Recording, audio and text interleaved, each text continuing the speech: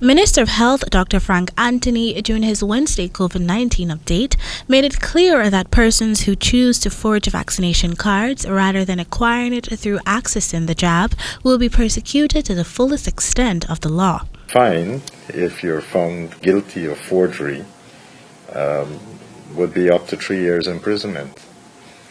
And if you forge a vaccination card, then you'll be liable to this type of punishment if caught. As the government ups the ante on its ongoing vaccination drive, the minister said he has found that persons are trying to obtain cards the illegal way. Now, we have had some reports that there are people who are selling the cards, and there are people who are unvaccinated who are buying the cards. As discussions intensify on the reopening of schools in September, the minister has assured that his ministry continues to meet with various stakeholders to ensure that all students will be safe.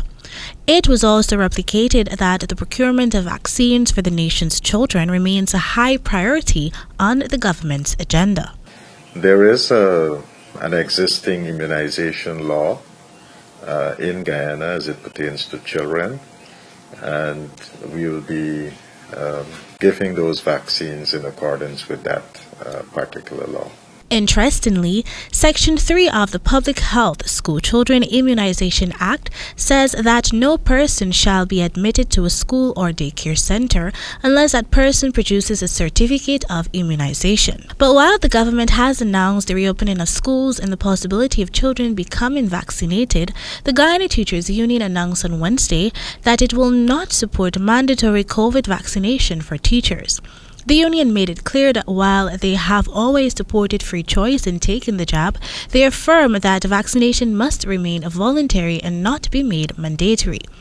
The representative body for teachers noted that the hesitancy in some persons to take the vaccine is understood as a consequence of the COVID vaccine being new and the fact that reservations exist due to personal illnesses and or fear. We urge all teachers and right-thinking Guyanese to resist any attempt by any individual, organization or body to subject you to a tyrannical decision.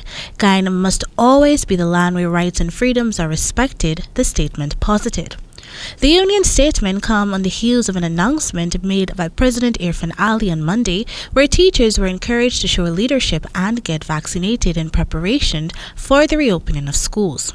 Meanwhile, the minister has also announced that soon there will be digital vaccination cards available for citizens. We are digitalizing our records right now, and we have a few options that we're looking at right now in how we can do this. As of Wednesday, there are 254,883 persons who have received their first dose of a COVID-19 vaccine, representing 52.4% of the population, while 142,114 persons, or 29.2% of the adult population, are fully immunized.